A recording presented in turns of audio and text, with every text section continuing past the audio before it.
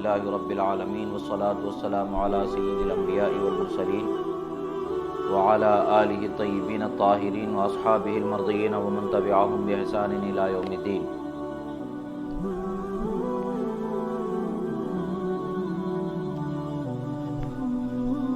عن کتاب خصائص العلی رضی اللہ تعالی عنہ الی ان قال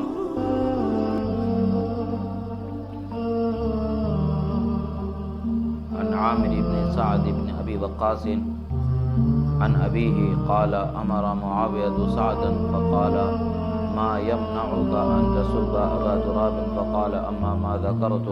ثلاثا قالهن له رسول الله صلى الله عليه وآله وسلم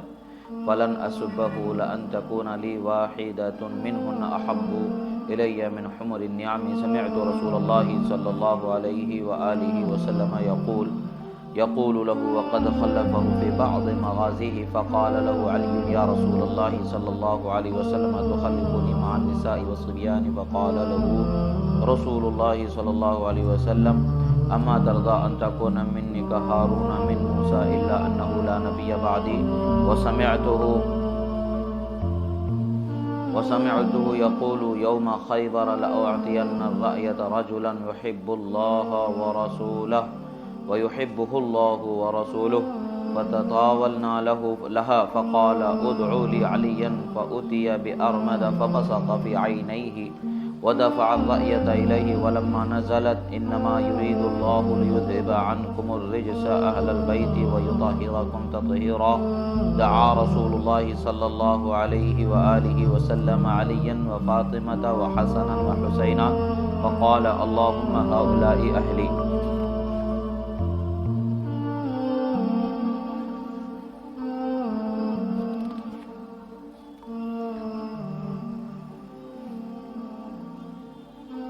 وعن سعد قال كنت جالسا فتنقصوا علي بن أبي طالب فقلت لقد سمعت رسول الله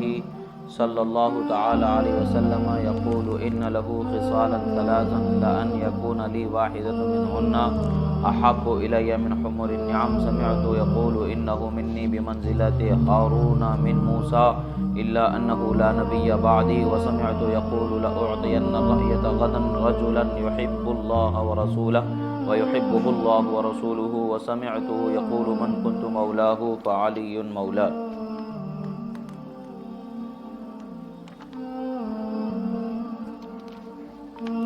صدق الله مولانا العظيم وصدق رسوله النبي الأمين الكريم ونحن على ذلك لمن الشاهدين والشاكرين والحمد لله رب العالمين۔ ایک مرتبہ درود شریف پڑھیں، اللہم صلی علی سیدنا نبینا مولانا محمد عدد ما فی علم اللہ صلاۃ دائمۃ بدوام ملک اللہ وعلی آلہ واصحابہ اجمعین۔ ایک مرتبہ اور نبی اور آل نبی پر درود شریف پڑھیں، اللہم صلی علی سیدنا نبینا مولانا محمد عدد ما فی علم اللہ صلاۃ دائمۃ بدوام ملک اللہ وعلی آلہ واصحابہ اجمعین۔ اللہ رب العزت کا بے پناہ شکر احسان ہے کہ اللہ رب العزت نے ہمیں اس کے حبیب صلی اللہ تعالی علیہ وسلم کا سچا چاہنے والا بنایا اور اس کے حبیب صلی اللہ تعالی علیہ وسلم کی محبت میں دنیا و آخرت میں زندگی جینے کا سلیقہ عطا فرمایا۔ یہ اللہ کے رسول صلی اللہ تعالی علیہ وسلم کی برکتیں ہیں جو اللہ تبارک و تعالی نے آپ کی امت کو عطا فرمایا۔ اللہ کے رسول صلی اللہ تعالی علیہ وسلم کا صدقہ ہے جو امت کو اللہ تبارک و تعالی نے عطا فرمایا کہ خیر اور ہدایت نصیب فرمایا۔ یہ اللہ تعالیٰ نے اپنے محض فضل و رحمت سے ہمیں عطا فرمایا ہے، ورنہ اس چیز کے طلب میں کتنے نہ جانے دنیا کے اندھیروں میں دلدلوں میں آج بھی بھٹک رہے ہیں، الجھے ہوئے ہیں، انہیں ہدایت کے روشن چراغ کی روشنی میسر نہیں ہے، مگر اللہ نے ہمیں یہ ہدایت کا روشن چراغ اور اس کی روشنی سے استفادے کا موقع نصیب فرمایا، ہمیں توفیق عطا فرمائی، تو یہ اللہ رب العزت کا بے پناہ فضل، بے پناہ کرم، بے پناہ احسان ہے۔ اللہ رب العزت نے اس کے حبیب صلی اللہ تعالی علیہ وآلہ وصحبہ وسلم کے صدقے و طفیل میں یہ نعمت عطا فرمائی کہ ہمیں بزرگوں کے طریقے پر اللہ تبارک و تعالی نے قائم فرمایا۔ سب سے پہلی بات تو یہ ہوتی ہے کہ یہ کتاب حضرت مولا علی مشکل کشا شیر خدا رضی اللہ تعالیٰ عنہ کے اختصاص پر خصوصی فضائل، خصوصی کمالات جو اللہ اور اس کے رسول صلی اللہ تعالیٰ علیہ وسلم کی بارگاہ سے آپ کو عطا ہوئی ہیں، ان خصوصی و اضافی کمالات و فضیلتوں کے متعلق سے گفتگو ہوتی ہے۔ جب بھی یہ گفتگو ہوگی اس درس سے متعلق کہ ہر مرتبہ ہر درس میں اس بیان کی وضاحت کی حاجت نہیں ہونی چاہیے کہ ہم جب بھی بیان کرتے ہیں تو سامنے والے یہ طلب کریں کہ بھئی اس کا مطلب تو وہ بھی ہو سکتا ہے، وہ بھی ہو سکتا ہے، وہ بھی ہو سکتا ہے، معاذ اللہ۔ ایک بات یاد رکھیں، حضرت مولا علی کی محبت، حضرت مولا علی کی عقیدت حضرت ابوبکر صدیق رضی اللہ تعالیٰ عنہ کی قدر و منزلت میں کمی کرنے والی ہرگز نہیں ہے۔ حضرت ابوبکر صدیق رضی اللہ تعالیٰ عنہ کی قدر و منزلت، بلکہ یوں سمجھیں کہ منزلت صدیقی کو محبت مرتضوی کم نہیں کرتی ہے، یعنی حضرت ابوبکر صدیق کی محبت اور آپ کی قدر و منزلت جو ہے وہ اپنی جگہ پر مسلم ہے۔ یہاں پر ہم گفتگو بالخصوص حضرت مولا علی شیر خدا کے متعلق سے کر رہے ہیں، ان کی فضیلتیں جو اللہ تبارک و تعالیٰ نے کمالات آپ کو عطا فرمایا اور خدا کے رسول کی زبانی جس کا بیان ہوا اس کا یہاں پر بیان ہوتا ہے۔ آخر ضرورت کیوں پیش آتی ہے کہ ہر زمانے میں حضرت مولا علی کی شان کو بیان کیا جاتا ہے؟ آخر ضرورت کیوں پیش آتی ہے کہ ہم سے پہلے بھی بزرگوں نے حضرت مولا علی کی شان کو بیان فرمایا ہے، رسول اللہ نے بیان فرمایا ہے، صحابہ نے بیان فرمایا ہے، تابعین نے بیان فرمایا ہے، ائمہ نے بیان فرمایا ہے، ائمہ مجتہدین نے بیان فرمایا ہے، محدثین نے بیان فرمایا ہے۔ وجہ کیا ہے کہ ایک بات یاد رکھیں کہ اللہ کے رسول صلی اللہ تعالیٰ علیہ وسلم نے ایک پیمانہ عطا فرما دیا ہے، مومن حضرت علی سے محبت رکھنے والا ہے اور منافق جو ہوگا وہ حضرت علی سے محبت نہیں کرے گا۔ ہر زمانے میں ایمان اور نفاق کی پہچان ضروری ہوتی ہے، منافقت کی اور ایمان والوں کی پہچان ضروری ہوتی ہے، تو اس کی پہچان کس طرح سے کی جانی چاہیے، اس کی پہچان کس طرح سے ہوتی ہے، وہ سلیقہ، وہ معیار محبت شیر علی شیر خدا رضی اللہ تعالیٰ عنہ کی جن کی محبت انسان کے دل میں بسی ہوئی ہے تو یقیناً وہ سچا، وہ پکا مومن ہے۔ اور اس محبت کے بسے ہونے کا یہ مطلب نہیں ہے کہ شریعت کے جو اصول ہیں ان اصول میں کمی کر دی جائے، معاذ اللہ۔ قرآن میں کمی ماننا یہ شریعت کے اصولوں کے خلاف ہے۔ ہمارا ایمان و عقیدہ ہے، اہل اسلام کا ایمان و عقیدہ ہے کہ ایک حرف کی بھی کمی بیشی نہیں ہو سکتی، ہر حرف کے قرآن مجید کا حفاظت کرنے والا رب ذوالجلال ہے، ایک حرف کی بھی اس میں کمی ہرگز نہیں ہو سکتی ہے۔ ہاں، دعوے دار بہت سارے ہوتے ہیں، اگر کوئی دعویٰ کرنے والا اصول شرع جس کے اوپر ایمان کا مدار ہوتا ہے اور اس کے انکار پر دائرۂ اسلام سے انسان خارج ہوتا آتا ہے، ان چیزوں کو معاذ اللہ وہ اپنے معمولات میں رکھتا ہوا یہ دعویٰ کرے کہ میں حضرت علی سے محبت رکھتا ہوں تو وہ اس کا دعویٰ جھوٹا ہوگا۔ اسی طریقے سے جیسے حضرت عیسیٰ علی نبینا وعلیہم الصلاۃ والسلام کے شان میں اگر کوئی یہ دعویٰ رکھے کہ آپ سے میں محبت رکھتا ہوں، آپ سے عقیدت رکھتا ہوں، مگر معاذ اللہ یہ عقیدہ رکھے کہ وہ خدا کے بیٹے ہیں، تو اس کے اس عقیدے سے وہ محبت اسے فائدہ نہیں دیتی ہے۔ یہ چیز کو ذہن میں رکھنا چاہیے۔ اسی طریقے سے وہ اصول و ضوابط جو قرآن و سنت کے مطابق ہیں، جنہیں عقائد کہا جاتا ہے، جس میں شبہ نہیں کیا جا سکتا، جس میں شبہ کرنے والا بھی دائرہ اسلام سے نکل جاتا ہے، جیسے قرآن کی کم و بیشی وغیرہ کا جو بدعقیدگی ہے، ان عقیدوں کا اگر کوئی حامل یہ دعویٰ کرتا ہے کہ میں محبت کرتا ہوں تو چونکہ اب اس کی بنیاد ہی ختم ہو چکی ہے تو اب اسے یہ دعویٰ کوئی فائدہ نہیں پہنچاتا۔ جیسے حضرت عیسیٰ علیہ السلام کی محبت کا کوئی دعوے دار یہ عقیدہ رکھے کہ آپ معاذ اللہ کے بیٹے ہیں تو اس کا وہ عقیدہ، اس محبت کا اسے جو ہے فائدہ نہیں دیتا ہے۔ اسی طریقے سے سچے عقیدے کے ساتھ اب اگر حضرت علی کی محبت ہے تبھی وہ مومن کی کمال ایمان کی علامت ہوتی ہے۔ اور اللہ کے رسول صلی اللہ تعالیٰ علیہ وسلم نے فرمایا جو علی کو برا کہتا ہے معاذ اللہ گویا کہ وہ مجھے برا کہنے والا ہے۔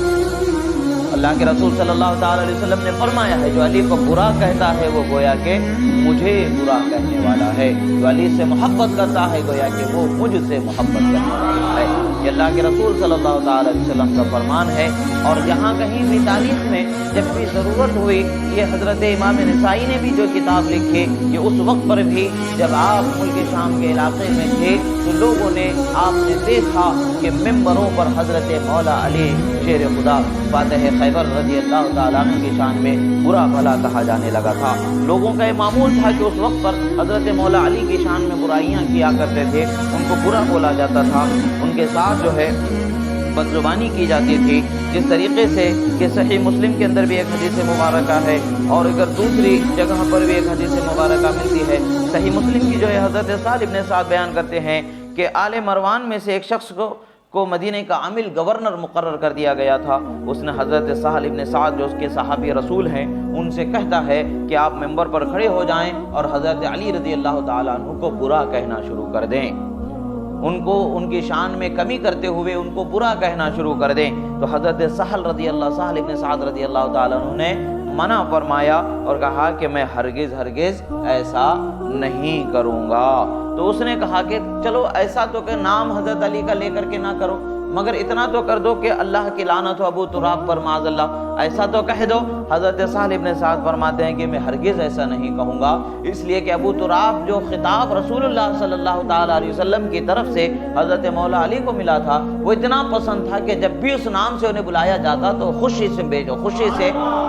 ان کا چہرہ دمک جاتا تھا، کھل جاتا تھا، بہت زیادہ آپ اسے خوشی محسوس کرتے تھے۔ یعنی صحابہ کرام رضوان اللہ تعالی علیہم اجمعین کا یہ طریقہ رہا کہ حضرت مولا علی رضی اللہ تعالیٰ عنہ کی شان میں اگر کوئی ان کو برا کہلوانا چاہتا بھی تو وہ ہرگز اس کو عمل میں نہیں لاتے۔ اب رہی گئی بات مروان کی، جہاں تک بات ہے مروان ابن حکم کی، بہت سارے وہابی دیوبندی لوگوں نے، خارجی ایک گروہ ہے جو اسے صحابی ثابت کرنے پر تلا ہوا ہے، بعض ضعیف غیر معتمد اقوال کے روشنی میں لے کر کے سامنے صحابی ثابت کرنے کی کوشش کر رہا ہے۔ الحمدللہ ہمارے نزدیک اس کی تحقیق ہے، مروان جو ہے وہ صحابہ کے صف میں نہیں آتا ہے، وہ صحابی ہرگز نہیں ہے۔ یہی وجہ ہے کہ جب بھی اس کا ذکر آتا ہے تو اس کے ساتھ کوئی رو رعایت نہیں کی جاتی ہے۔ ہاں جب صحابہ کی بات آ جاتی ہے جن کا صحابی ہونا ثابت ہوتا ہے، ایسے بزرگ ہستیوں کی زبان مبارک سے کچھ کلمات اگر نکل جاتے ہیں تو ان کلمات کے متعلق سے یہ بنیادی عقیدہ ہے اہل سنت کا کہ ایسے کلمات کو اچھے معنی کی طرف پھیرنا چاہیے، ایسے اچھے معنی کی طرف پھیرنا واجب ہوتا ہے، اس لیے کہ صحابہ کی شان و عظمت کا حفاظت کرنا اور ان کا ادب و احترام کرنا بھی یہ ہمارا ذمہ ہے، اور جو معنی بہتر محمل ہو سکتا ہے اس کی طرف پھیرنا یہ ہمارے لیے لازم و ضروری ہوتا ہے۔ مگر اس دور میں مروان کے جو معاملات تھے، مروانی جو عمرا رہے، مروانی جو لوگ رہے، حکمران رہے، ان کا طریقہ کیا رہا، وہ طریقہ کس طریقے سے وہ لوگ کیا کرتے تھے۔ صحیح ابن حبان کے اندر بھی حدیث ملتی ہے کہ ایک شخص نے جو ہے کہا کہ امیر جو اس وقت پر تھا وہ حضرت سہل ابن سعد کو بلاتا ہے کہ تمہیں شہر کا گورنر بادشاہ بلا رہا ہے، آپ آؤ، آ کر کے حضرت علی کو ممبر پر معاذ اللہ گالی کہنا شروع کرو، برا کہنا شروع کرو۔ تو حضرت سہل ابن سعد فرماتے ہیں کہ میں ہرگز ایسا نہیں کرنے والا ہوں، میں ہرگز ایسا نہیں کروں گا۔ اسی طریقے سے امام ابو العباس قرطبی علیہ رحمت و رضوان نے بھی بیان فرمایا کہ تعجب کی بات ہے کہ مروانی صفت رکھنے والے کچھ بنو امیہ کے عمرہ جو گزرے ہیں انہوں نے حضرت مولا علی رضی اللہ تعالیٰ عنہ کے فضائل و مناقب کو گھٹانے کی کوشش کرنا شروع کر دیا اور ان کی شان کو بیٹھانا چاہا اور ان کی شان میں برا کہنا چاہا۔ مگر ایک بات یاد رکھیں کہ خدا جس کو بلند فرماتا ہے کوئی اسے گھٹا نہیں سکتا ہے، خدا کا بلند کیا ہوا کبھی وہ گھٹ نہیں سکتا ہے۔ خدا نے جس کو اونچا مقام عطا فرمایا ہے وہ مقام تو ایسا ہے کہ جس کو کوئی گھٹا ہی نہیں سکتا ہے۔ یہ طریقہ رہا ہے اس زمانے کے لوگوں کے اندر، جو ہے انہوں نے ایک رواج بنا لیا تھا کہ حضرت مولا علی شیر خدا رضی اللہ تعالیٰ عنہ کو برا کہنا انہوں نے ایک رواج بنا لیا تھا۔ اس زمانے کے لوگوں نے ایک رواج بنایا رکھا تھا کہ حضرت علی رضی اللہ تعالیٰ عنہ کو برا کہنا ہی وہ اپنی شان اور اپنے علم کی، کمال کی، بڑے ہونے کی، حق پر ہونے کی دلیل وہ سمجھتے رہے معاذ اللہ۔ مگر یہ ان کی بدبختی رہی کہ انہوں نے ایسا کیا کہ وہ حضرت مولا علی شیر خدا رضی اللہ تعالیٰ عنہ کے شان میں برا کہنے کا کیا، جیسا کہ حافظ ابن حجر عسقلانی رحمۃ اللہ تعالی علیہ فتح الباری میں ارشاد فرماتے ہیں وَاتَّخَذُوا لَعْنَهُ عَلَى الْمَنَابِرِ سُنَّةً، یعنی حضرت مولا علی پر لعنت کرنا، برا بولنا، ان کی شان کو گھٹانا، ان کی شان کے نالائق کلمات کے ساتھ ان کا ذکر کرنا، جو نامناسب کلمے ہیں، جملے ہیں، وہ بولنا حضرت علی کے لیے انہوں نے ایک رواج بنا لیا تھا۔ مروانی صفت جو عمرا رہے انہوں نے رواج بنا لیا تھا کہ حضرت مولا علی رضی اللہ تعالیٰ عنہ کو برا بولا جائے. یہ فتح الباری کے اندر ہے, یہ امام ابن حجر عسقلانی علیہ رحمت و رضوان ہے, یہ معتمد ترین علماء میں سے ان کا بے شمار ہوتا ہے. اسی طریقے سے امام سیوطی علیہ رحمت و رضوان فرماتے ہیں, امام سیوطی علیہ رحمت و رضوان تو تاریخ الخلفاء میں فرماتے ہیں کہ مروانی لوگوں کے پاس 70,000 ممبر تھے. 70,000 ممبر تھے مسجدوں کے, جو جمعہ کے جہاں پہ ممبر اسے کہتے ہیں جہاں پر جمعہ میں بیان کرنے کے لیے خطیب خطبہ پڑھنے کے لیے کھڑے ہوتے ہیں. تو مروانی لوگوں کے پاس 70,000 ممبر تھے اور ہر جمعہ پر حضرت مولا علی رضی اللہ تعالیٰ عنہ کی شان میں ان 70,000 ممبروں سے برا بولا جاتا تھا, برا کہا جاتا تھا. یہاں تک کہ ان میں مدینے میں مروان خود تھا حاکم, اور مروان خود اپنی زبان سے حضرت مولا علی رضی اللہ تعالیٰ عنہ کی شان میں بہت برا بولا کرتا تھا, بہت برا بولا کرتا تھا. حضرت امام حسن مجتبی رضی اللہ تعالیٰ عنہ مسجد میں ہوا کرتے تھے, مگر آپ صبر کر جایا کرتے تھے, خاموش ہو جایا کرتے تھے, آپ اس کا جواب نہیں دیا کرتے تھے. جب اس کا جواب نہیں مل رہا تھا تو ایک طریقہ ہوتا ہے, جب کوئی جھگڑنے والا جھگڑنا چاہتا ہے, برا بولنے والا برا بولتا رہتا ہے, جب اس کو پلٹ کر کے جھگڑا نہیں کیا جاتا ہے, جب اس کو پلٹ کر کے برا نہیں بولا جاتا ہے, تو اپنے غصے کے اندر خود ہی تل ملا ہوتا ہے, خود ہی بے چین ہوتا ہے. آخرکار وہ بے چین ہو جا کر کے جب اس کا جواب نہیں دیا, اس کو برا پلٹ کر کے نہیں کہا, تو حضرت امام حسن مجتبی رضی اللہ تعالیٰ عنہ کو ایک شخص کو بھیجتا ہے, جاؤ حضرت امام حسن مجتبی رضی اللہ تعالیٰ عنہ سے پوچھو. تاریخ الخلفاء میں امام سیوطی علیہ رحمت و رضوان نے اس کو ذکر فرمایا ہے, اور بھی جگہوں پر ذکر ہے کہ اس کا یہ کہنا تھا کہ حضرت مولا علی رضی اللہ تعالیٰ عنہ پر جو برا کہا جا رہا ہے اس کو یا تو پسند کر لو, اگر پسند نہیں کرتے تو پلٹ کے جواب دو. مگر حضرت امام حسن مجتبی رضی اللہ تعالیٰ عنہ کا طریقہ یہ تھا کہ ایک طریقہ ہے, شریعت کا قاعدہ ہے, اگر کوئی آپ کو ناحق برا بولتا ہے, ناحق گالی دیتا ہے, آپ پلٹ کر کے اسے اسی طریقے سے پیش آتے ہیں, تو اس کے عمل کا جو سزا, جو بدلہ خدا کو دینا ہے وہ ختم ہو جاتا ہے. ہمارا بولنا اس کے اس عیب کو دھو دیتا ہے. پلٹ کر کے ہم اگر جواب دے دیتے ہیں تو اس کا عمل وہاں سے وہ پاک ہو جاتا ہے, اور اس پر اس کا مواخذہ ختم ہو جاتا ہے کہ اس نے ہم نے اپنا بدلہ لے لیا, ہم نے اپنا بدلہ لے لیا. یہاں پر امام حسن مجتبی رضی اللہ تعالیٰ عنہ فرماتے ہیں کہ اب امام حسن مجتبی رضی اللہ تعالیٰ عنہ کی شان میں ایسے بھیانک جملہ اس نے بولا ہے کہ اس جملے کو زبان میں لانے تک کی ہمت نہیں ہوتی ہے. بہت ہی گری ہوئی گفتگو اس نے کی ہے, بہت ہی گرا ہوا جملہ حضرت مولا علی کی شان میں کہا, بہت ہی گرا ہوا جملہ حضرت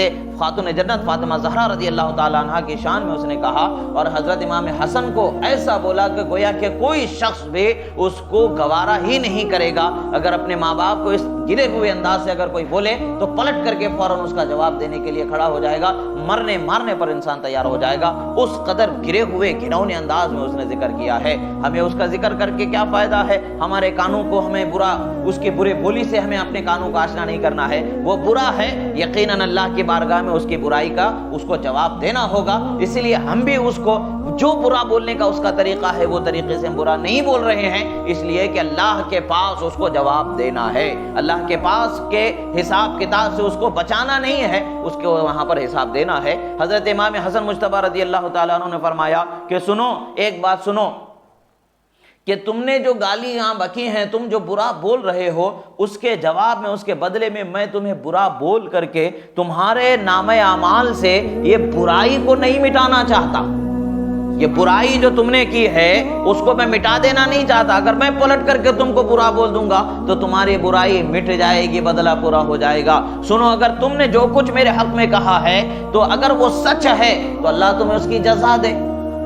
اور اگر جھوٹ ہے, غلط ہے, تو جان لو کہ اللہ تعالیٰ بہت سخت انتقام لینے والا ہے. اللہ تعالیٰ بہت سخت انتقام لے گا. یہ طریقہ رہا حضرت مولا علی رضی اللہ تعالیٰ عنہ کی شان میں برا بولنا, برا کہنا, اور ان کے ساتھ میں جو ہے بد اندازی سے گفتگو کرنا رہا. اور یہ چیز جو رہی, جو معاملات ہوئے, تو اس میں جو ہے صحابہ کرام بلکہ اس زمانے سے ائمہ اکرام کے 3 موقف ہو گئے۔ بعض علماء نے تو یہ کہا کہ بھئی سرے سے وہاں پر گالی گلوچ برا کہنا تو ہوا ہی نہیں ہے، تو اس بات کا کوئی اعتبار ہی نہیں ہے، اس لیے کہ اس بات کا وہاں پر کوئی موقع ہی نہیں ہے کہ وہ انکار کر رہے ہیں تو چشم پوشی کر رہے ہیں۔ اس کی مثال ایسی ہو سکتی ہے کہ شکار کے وقت پر اگر خرگوش آنکھ بند کر لے تو جو شکار ہونا ہے، جو شکار کیا جا رہا ہے، اس کی حقیقت سے وہ ہٹ نہیں سکتا ہے۔ آنکھ بند کر لینا حقیقت پر پردہ نہیں ڈال سکتی ہے، خود ہی اس سے غافل ہونا، خود ہی اس سے دور ہونے، خود ہی اس کی غفلت میں پڑ جانے کی دلیل ہوتی ہے۔ دوسری یہ ہے کہ بعض نے سب و شتم کا صدور تسلیم تو کیا لیکن اس کی تعویل بیان کی ہے، اور ایک جماعت نے سب و شتم کا صدور تسلیم کیا ہے اور اس کے کام کو کرنے والوں کو زیادتی کرنے والے، برا کرنے والوں کا اس کا کہا برا کرنے والے قرار دیا ہے۔ یہاں پر جنہوں نے تعویل کی ہے یہ اہل سنت و جماعت کا یہ مختار مذہب ہے کہ صحابہ اکرام رضوان اللہ علیہم اجمعین سے اگر کوئی ایسا فعل، کوئی ایسی بات سرزد ہو جاتی ہے جس کا بظاہر معنی برے کی طرف لے کر جاتا ہے تو ایسے چیزوں کو بہتر معنی کی طرف، بہتر محمل کی طرف، ایک اچھے معنی کی طرف پھیرنا ضروری ہوتا ہے۔ اسی چیز کی طرف اشارہ کرتے ہوئے امام نسائی علیہ رحمت و رضوان نے بھی حدیث کو ذکر فرمایا ہے، اور امام نووی علیہ رحمت و رضوان نے جو جلیل القدر ائمہ، علماء، اولیاء، صلحاء، محدثین میں آپ کا شمار ہوتا ہے، انہوں نے بھی اس کے متعلق سے یہی فرمایا ہے کہ علماء نے کہا ہے کہ اس قسم کی احادیث جو احادیث مبارکہ کے چند کلمات جن میں ہمیں دیکھنے کے بعد ہماری طبیعت بے چین ہو جاتی ہے، ظاہری جو عام متداول معنی ہوتا ہے اس معنی کی طرف ذہن چلے جاتا ہے، تو ایسے کلمات کو اچھے تعبیر کی طرف، اچھے معنی کی طرف، اچھے محمل کی طرف پھیرنا واجب ہوتا ہے۔ تو الحمدللہ اہل سنت کا طریقہ اسی پر چلتا ہے کہ یہی وہ جماعت ہے جو صحابہ کرام رضوان اللہ علیہم اجمعین کے مابین ہونے والے معاملات کو بھی ایک اچھے معنی کی طرف پھیر دیتے ہیں اور ایک اچھے محمل کی طرف پھیر دیتے ہیں، اور صحابہ کرام کی شان و عظمت کا اعتراف اور ان کے ساتھ ادب و احترام کو لازم رکھنے کی تلقین کرتے ہیں۔ ہاں، صحابہ سے ہٹ کر جس مروانی صفت لوگوں نے جو کچھ بھی اہل بیت اطہار کے ساتھ یزید ہو یا اور کوئی بھی ہو، جس نے بھی جو کچھ بھی زیادتیاں کی ہیں تو وہ زیادتیاں کرنے والے بھی برے ہیں اور زیادتیاں بھی ہوئی ہیں۔ اب وہاں پر بھی اچھی تعویل کا معاملہ نہیں ہوگا۔ ہاں، وہ ہستیاں، وہ شخصیات جن کا صحابی ہونا مسلم ہے، ثابت ہے، ان کی شان میں بہتر کلمات کا بولنا ضروری ہے۔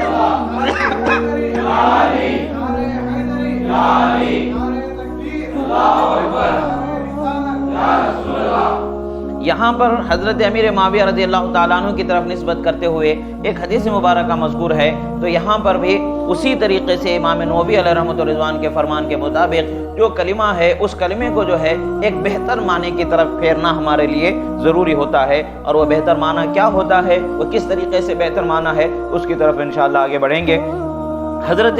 امیر معاویہ رضی اللہ تعالیٰ عنہ نے حضرت سعد بن ابی وقاص رضی اللہ تعالیٰ عنہ سے کہا کہ آخر کیا بات ہے کہ آپ حضرت علی کے شان میں برا نہیں کہتے ہیں، یہ لفظی ترجمہ ہوا، مگر یہاں پر امام نووی علیہ رحمت و رضوان نے جو فرمایا ہے اس فرمان کی روشنی میں دیکھتے ہیں تو یہاں پر ایک چیز ہے، حضرت امیر معاویہ کا ایک اجتہاد ہے اور حضرت مولا علی رضی اللہ تعالیٰ عنہ کا ایک اجتہاد ہے، اور حق حضرت مولا علی رضی اللہ تعالیٰ عنہ کے ساتھ ہے، اس لیے کہ اللہ کے رسول صلی اللہ تعالیٰ علیہ وسلم نے فرمایا حق علی کے ساتھ ہے۔ حضرت مولا علی رضی اللہ تعالیٰ عنہ ہی حق پر تھے اور حق پر ہیں قیامت تک کے۔ ہمارا یہی عقیدہ ہے، یہی موقف ہے کہ حضرت مولا علی رضی اللہ تعالیٰ عنہ حق پر تھے، آپ کا اجتہاد حق پر تھا۔ مقابل میں جو صحابہ کرام آئے وہ اجتہاد سے ان سے جو چوک ہو گئی، اس چوک کی بنیاد پر وہ معاملات رونما ہوئے، تو وہاں پر جو معاملات رونما ہوئے تو حضرت سعد بن ابی وقاص رضی اللہ تعالیٰ عنہ بھی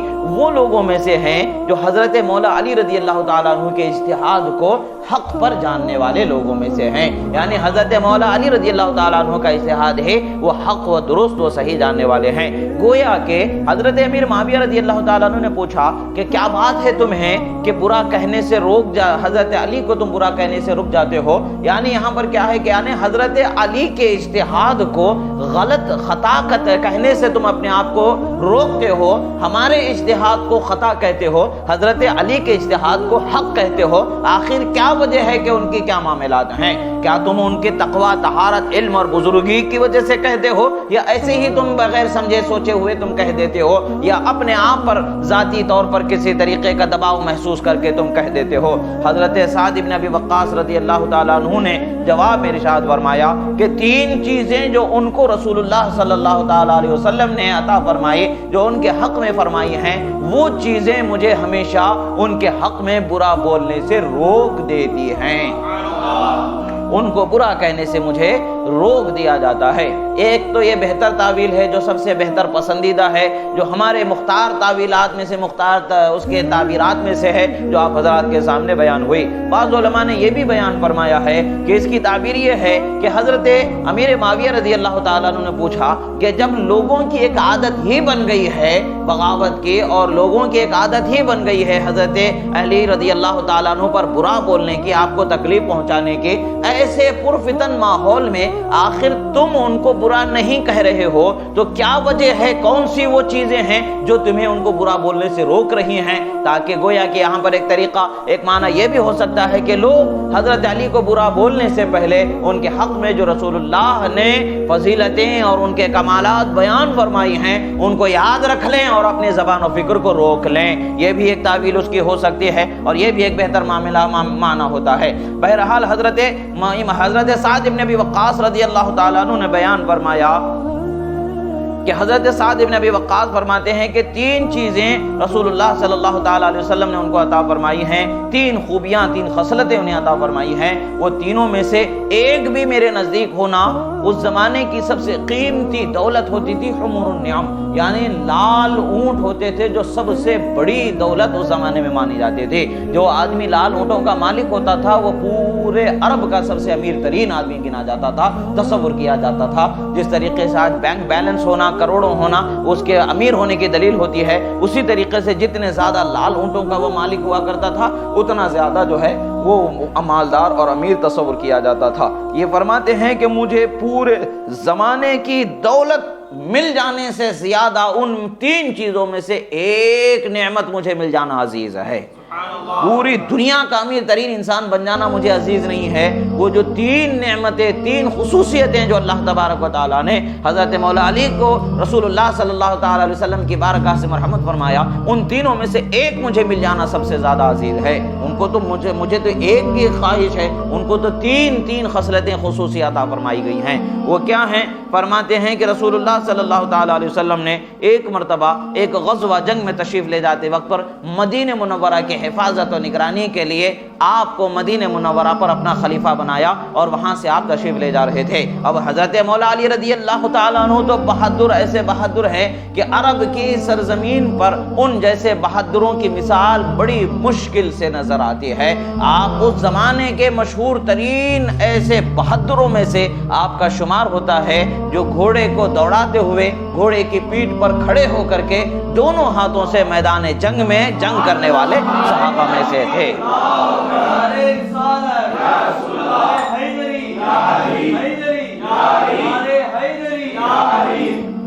آپ بڑے بہادر تھے۔ ایک بہادر کو میدان جنگ سب سے زیادہ عزیز ہوتا ہے، اور میدان جنگ سے ہٹا دیا جائے تو بہادر کو گوارا نہیں ہوتا ہے۔ فوج کی سزا یہ ہوتی ہے کہ فوج سے ہٹا دیا جائے تو اسے سزا تصور کی جاتی ہے، میدان عمل سے اسے ہٹا دیا جائے تو سزا تصور کی جاتی ہے، کیونکہ وہ میدان مرد مجاہد ہوتا ہے۔ جو میدان کا مرد مجاہد ہوتا ہے تو وہ میدان کارزار میں اپنے جوہر دکھانا وہ اپنے لیے سعادت مندی سمجھتا ہے۔ یہ تو رسول اللہ صلی اللہ تعالی علیہ وسلم کے جانثار صحابہ میں، صف اول میں آنے والے صحابہ میں سے آپ کا شمار ہوتا ہے۔ آخر کار انہوں نے تڑپ کر کے عرض کیا، یا رسول اللہ صلی اللہ علیہ وسلم، آپ عورتوں اور بچوں کی نگرانی کے لیے مجھے یہاں چھوڑ کر کے جا رہے ہیں، جبکہ میری خواہش تو یہ ہے کہ میدان میں آپ کے ساتھ میں اپنے جنگ کے جوہر دکھاؤں۔ اللہ کے رسول صلی اللہ تعالی علیہ وسلم نے انہیں تسلی دیتے ہوئے، سمجھاتے ہوئے، کیا حکمت تھی، کیا مصلحت تھی، خدا و رسول جانے۔ اللہ کے رسول صلی اللہ تعالی علیہ وسلم فرماتے ہیں کہ اے علی کیا تم اس پر راضی نہ ہوگے کہ تم میرے نزدیک ایسے ہو جیسے کہ حضرت موسیٰ علیہ السلام کے نزدیک ان کے بھائی حضرت ہارون علیہ السلام، اور سنو کہ میرے بعد کوئی نبی نہیں ہوگا۔ سرکار فرمائے میرے بعد کوئی نبی نہیں ہوگا۔ حضرت موسیٰ علیہ السلام بھی نبی تھے اور حضرت ہارون علیہ السلام بھی نبی تھے۔ جب ہارون علیہ السلام کی مثال دے کر کے فرمایا تو نبوت سے مستثنا فرما دیا گیا، یعنی اب نبوت تو آنی نہیں ہے، مگر حضرت موسیٰ علیہ السلام کے جیسے مددگار ان کے بھائی حضرت ہارون علیہ السلام ہیں، جس طریقے سے ان کا درجہ ہے اسی طریقے سے میرے نزدیک تمہارا وہ مقام ہے، کیا تم اس پر راضی نہیں ہو؟ پھر رسول اللہ صلی اللہ تعالی علیہ وسلم نے ایک اور جگہ پر فرمایا کیا فرمایا کہ رسول اللہ صلی اللہ علیہ وسلم نے فرمایا کہ جو خیبر کی فتح ہوئی، قلعہ خیبر کی جب فتح ہوئی، رسول اللہ صلی اللہ تعالی علیہ وسلم نے فرمایا کہ کل میں ایسے شخص کو جھنڈا عطا کروں گا جو اللہ تعالیٰ سے محبت کرتا ہے، اللہ کے رسول سے محبت کرتا ہے، اللہ اس سے محبت کرتا ہے، اللہ کا رسول اس سے محبت کرتا ہے، اور اللہ تعالیٰ کے حکم سے وہ کل خیبر فتح کرنے والا ہے۔ یہ جب معاملہ ہوا تو اس میں فرماتے ہیں کہ حضرت سعد بن ابی وقاص فرماتے ہیں کہ اس وقت پر ہم سب لوگ یہ امید کرتے رہے کہ کاش کہ کل ہمیں چن لیا جائے، کاش کہ کل ہمیں چن لیا جائے۔ ہر صحابی کی یہ تمنا تھی، حضرت عمر فاروق رضی اللہ تعالیٰ عنہ سے متعلق بعض تواریخ میں روایت ملتی ہے، یہ بھی ملتی ہے کہ آپ فرماتے ہیں کہ مجھے کبھی بھی کسی لشکر کی قیادت کی اور اس کی آگے یعنی جس طریقے سے کمانڈنگ کی مجھے کبھی بھی خواہش میرے دل میں نہیں پیدا ہوئی، اس مقام کی میرے دل میں کبھی خواہش نہیں پیدا ہوئی، مگر جب رسول اللہ نے خیبر کے لیے یہ فرمایا تو میرا دل بھی اس کل کے دن کے جھنڈے کو حاصل کرنے کے لیے بے چین ہو گیا۔ مجھے بھی خواہش ہوئی کہ کل بھی مجھے جھنڈا عطا کیا جائے۔ جھنڈا عطا کرنا مطلب لشکر کا سپہ سالار متعین کرنا ہوتا ہے، کمانڈر بنا دیا جاتا ہے، کمانڈنگ پاور اس کو اتھارٹی دے دی جاتی ہے، یہ معاملہ ہوتا ہے۔ تو حضرت عمر فاروق فرماتے مجھے کبھی اتھارٹی کی، کمانڈ کے پاور کی مجھے جاہ و طلب نہیں رہی، خواہش نہیں رہی مجھے اس کی،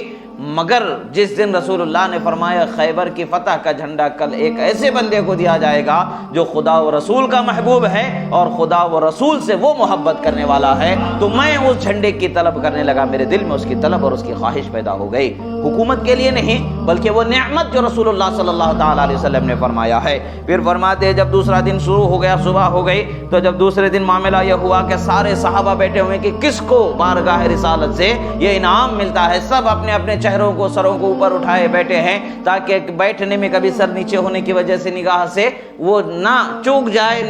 نگاہ میں آنے سے نہ رہ جائے، وہ ہر ایک اپنے اپنے طور پر سب سامنے ٹھہرے ہوئے بیٹھے ہوئے انتظار کر رہے ہیں۔ اللہ کے رسول صلی اللہ علیہ وسلم نے ایک نظر پورے مجمع میں دیکھا اور فرمایا کہاں ہے علی ابن ابی طالب؟ این علی ابن ابی طالب؟ فرمایا علی ابن ابی طالب کہاں ہیں؟ تو حضرت علی ابن ابی طالب کو لایا گیا تو ان کی آنکھ آئے ہوئے تھے، انہیں دیکھنے کے آنکھ کھولنے کی تک کی طاقت نہیں تھی۔ اللہ کے رسول صلی اللہ تعالی علیہ وسلم نے انہیں اپنے ایک روایت میں ہے کہ انہیں اپنے زانو مبارک پر لٹایا اور اپنے منہ کا مبارک لعاب دہن جسے ہم لعاب جسے تعظیم کے طور پر بھی کہا جاتا ہے، جیسے سرکار کے منہ کا تھوک مبارک سرکار نے ان کی آنکھ میں لگایا تو اسی وقت پر اللہ تعالیٰ نے ان کے اس مرض کو دور فرما دیا، اور فرماتے ہیں کہ اس کے بعد سے پھر کبھی حضرت مولا علی کی آنکھ میں کوئی تکلیف ہی نہیں آئی، نہ بصارت کی کمی ہوئی نہ کوئی تکلیف آئی۔ اور کیسے ہو سکتا ہے جو ہر زمانے میں جن کے صدقے میں زندگی ملا کرتے تھے، وہ نبی رحمت بذات خود اپنے لعاب رحمت کو ان کے نگاہ رحمت میں جب اونڈیل رہے ہیں تو رحمت کا دریا کس حال کا ہوگا، کس عالم کا ہوگا، ہم اسے اندازہ ہی نہیں کر سکتے ہیں۔ حضرت مولا علی رضی اللہ تعالیٰ عنہ کی شان حضرت رسول اللہ صلی اللہ تعالی وسلم کی زبانی اور بالخصوص ان سے جنہوں نے سنا وہ صحابہ کی زبانی ہم سن سکتے ہیں، سمجھ سکتے ہیں۔ حضرت مولا علی کی آنکھ اچھی ہو گئی، سرکار مدینہ صلی اللہ تعالی علیہ وسلم نے انہیں جھنڈا عطا فرمایا اور خیبر کی فتح ہو گئی۔ انشاءاللہ آگے کی مجلسوں میں بھی یہ طویل یہ حدیث کئی طرق سے اس میں ذکر کی گئی ہے اور اس پر اور بھی پہلوؤں پر گفتگو ہوگی، تو اگلی مجلسوں میں انشاءاللہ وہ خیبر کے کچھ واقعات بھی جو ہے بیان کیے جائیں گے، آگے حدیثوں میں اس کا ذکر آ رہا ہے تو اس کا بھی انشاءاللہ ذکر کیا جائے گا۔ یعنی یہ دوسری صفت تھی جو حضرت سعد بن ابی وقاص فرما رہے ہیں کہ جو دوسری صفت، پہلی صفت تو یہ کہ رسول اللہ نے فرمایا کہ تم میرے نزدیک حضرت موسیٰ علیہ السلام کے نزدیک جیسے ہارون علیہ السلام ہیں، سوائے اس کے کہ میرے بعد کوئی نبی نہیں ہے، اسی طریقے سے تم میرے نزدیک محبوب ہو۔ پھر فرمایا کہ سنو، سرکار دو عالم صلی اللہ علیہ وسلم نے خیبر کی فتح کا جھنڈا عطا فرمایا اس اعلان کے ساتھ کہ جسے جھنڈا جھنڈا دیا جا رہا ہے وہ خدا و رسول کا چاہنے والا ہے، خدا و رسول اس کے چاہنے والے ہیں۔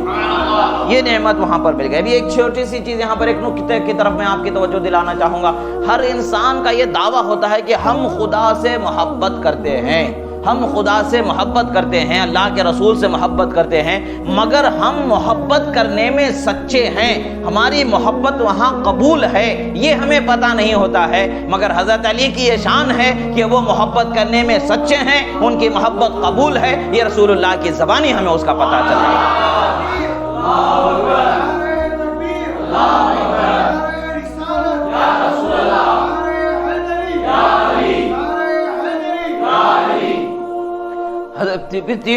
تیسری خصوصیت بیان فرماتے ہیں کہ جب آیت مبارکہ انما یرید اللہ لیذھب عنکم الرجس اہل البیت ویطہرکم تطہیرا، بے شک اللہ تبارک و تعالیٰ اے نبی کے گھر والوں تمہیں خوب خوب پاک اور صاف ستھرا کر دینا چاہتا ہے۔ یہ آیت مبارکہ کو نازل فرمایا اس وقت پر رسول اللہ صلی اللہ تعالیٰ علیہ وسلم نے حضرت مولا علی کو، حضرت فاطمہ زہرا کو، حضرت امام حسن کو، حضرت امام حسین رضی اللہ تعالیٰ عنہم کو اب بلایا اور آپ نے اپنی چادر میں ان کو چھپایا اور فرمایا اللہم ہؤلاء اہلی، اے اللہ یہ میری اہل بیت ہیں، ان پر یہ نعمت عطا فرما۔ یعنی آیت مبارکہ نازل ہوئی، آیت مبارکہ نازل ہونے کے بعد رسول اللہ صلی اللہ تعالی علیہ وسلم کا یہ بیان پتہ چلتا ہے کہ حضرات اہل بیت کی خصوصی شان اور حضرات اہل بیت میں حضرت مولا علی رضی اللہ تعالیٰ عنہ کا ایک اعلیٰ ترین مقام، ایک خصوصی مقام ہے جو انہیں حاصل ہے۔ یہ جو نعمتیں انہیں تین ملی ہیں، یہ ایسی تین نعمتیں میرے ذہن میں ہمیشہ سوار رہتے ہیں کہ میں کبھی حضرت علی کی شان میں برا بولنے کی جسارت اور سوچنے کی ہمت بھی نہیں کر سکتا ہوں۔ یہ صحابہ کرام رضوان اللہ علیہم اجمعین کی ہے۔ اب رہی بات حدیث کے الفاظ میں، شروع میں امر معاویہ رضی اللہ تعالیٰ عنہ ہے، حضرت معاویہ نے حکم دیا، تو اب یہاں پر کس بات کا حکم دیا اس کی صراحت نہ ہونے کی وجہ سے محدثین اکرام یہی فرماتے ہیں کہ یہاں پر معاملہ وہی ہے کہ اچھے معنی کی طرف، اچھے بات کی طرف، اچھے کلمے کی طرف اس بات کو پھیرنا ضروری ہے۔ صحابہ کرام رضوان اللہ تعالی علیہم اجمعین کی جب بات آتی ہے تو ایک بہتر محمل کی طرف ہمارے لیے پھیرنا ضروری ہے، غلط معنی کی طرف لے جانا نہیں چاہیے، یہ گناہ ہوتا ہے۔ اچھے معنی کی طرف لے جانا ہم پر لازم و ضروری ہوتا ہے۔ جو اچھے معنی، جو اچھی تفہیمات، جو اچھی تعبیرات اکابرین نے فرمایا، ان اکابرین کی تعبیرات و تفہیمات سے آپ حضرات کے سامنے کچھ کلمات کہے گئے ہیں، ان کلمات کو آپ حضرات کے سامنے کہا گیا ہے، تو وہ کلمات کو ہمیشہ ذہن میں رکھیں۔ ایک بات ہمیشہ یاد رکھیں کہ کسی بھی صحابی کی شان میں برا بولنا ہمارے لیے ہلاکت کی بات ہے، اور برا نہیں بولنا اس کا یہ مطلب نہیں کہ حضرت علی کو حق پر ہونے سے ہی ماننے سے انکار کر جاؤ، معاذ اللہ، ایسا نہیں ہے۔ ہم کسی کی شان میں برا نہیں بولیں گے مگر حضرت علی کو حق پر ہی مانیں گے۔ حضرت علی کو اللہ نے حق پر ہی رکھا ہے، آپ کی شان کو اللہ تبارک و تعالیٰ نے بہت عظمت والی بنایا ہے، اس عظمت کا ہم انکار نہیں کر سکتے۔ اور یہ بھی اس کا ہرگز مطلب نہیں ہے کہ حضرت علی سے محبت کرنے والا حضرت ابو بکر صدیق ہو یا حضرت عمر فاروق ہو یا حضرت عثمان غنی رضی اللہ تعالی عنہم ہو، ان کے قدر و منزلت میں کمی کرنے والا ہوتا ہے۔ ان کی محبت سے ان کی قدر و منزلت میں کوئی کمی نہیں ہے، ان کے مقام و مرتبے میں کوئی کمی نہیں ہے، ان کا مقام و مرتبہ اپنی جگہ پر مسلم ہے۔ اور یہ خصوصیات جو حضرت مولا کو عطا ہوئی ہیں، جن کے دروازے سے ہمیں رزق ملتا ہے، جن کے ٹکڑوں پر ہم دنیا میں زندگی جیتے ہیں، امور تکوینیہ جن کو تفویض کر دیے گئے ہیں، اس بارگاہ کی جب بات آتی ہے تو ہم تو کیا، ہمارے جسم کیا، ہماری زبانیں کیا، ہمارے جسم کا رونگٹا رونگٹا قیامت تک کے یہی گواہی دے گا، ہمارے جسم کا خون کا ہر قطرہ یہی گواہی دے گا کہ علی حق پر ہیں، میں علی کا غلام ہوں، انہی کی غلامی میں دنیا سے رہا ہے۔ علی میرے پیشوا ہے، میں ان کا غلام ہوں، یہی ہمارا جملہ ہوتا ہے، ہم اسی پر زندگی گزارنے والے ہوتے ہیں۔ اللہ تبارک و تعالیٰ سے دعا ہے جو کہا گیا ہے، سنا گیا ہے، کہنے میں سننے میں جو غلط ہوئی اللہ تبارک و تعالیٰ اسے معاف فرمائے، اور جو صحیح اور درست کہا گیا اللہ تعالیٰ اسے ہمارے سینوں میں محفوظ و فرمائے۔ پروردگار جو بیمار ہے انہیں شفا کاملہ و عاجلہ عطا فرما، جو قرض دار ہونے بار قرض سے سبکدوشی عطا فرما، جو پریشان حال ہونے پریشانیوں سے نجات عطا فرما۔ پروردگار ہمیں تیرے حبیب صلی اللہ علیہ وسلم کی سچی محبت عطا فرما، آپ کے صحابہ اہل بیت کی سچی محبت عطا فرما، بالخصوص حضرت مولا علی کی سچی محبت عطا فرما۔ ہر قسم کی بدعقیدگی، ہر قسم کی گمراہی، ہر قسم کی ضلالت، ہر قسم کے بدعقیدگی سے ہمیں محفوظ فرما، اہل سنت کے سچے مذہب پر ہمیں استقامت عطا فرما۔ پروردگار جن کے گھروں میں جوان بیٹے بیٹیاں بھائی بہن غیر شادی شدہ ہیں، ان کے شادیوں کے اسباب مہیا فرما، ان کا بہتر و تابندہ مستقبل فرما۔ تمام مومنین مومنات کے رشتے زواج کو، تمام مومنین مومنات کے رشتے زواج میں محبت، مودت، شفقت، رحمت، عنایت عطا فرما۔ اقول قولی ھذا استغفر اللہ لی ولکم ولسائر المؤمنین وما علینا الا البلاغ المبین۔ الحمد للہ علی ما اصبت واستغفر اللہ علی ما اخطأت برحمتک یا ارحم الراحمین۔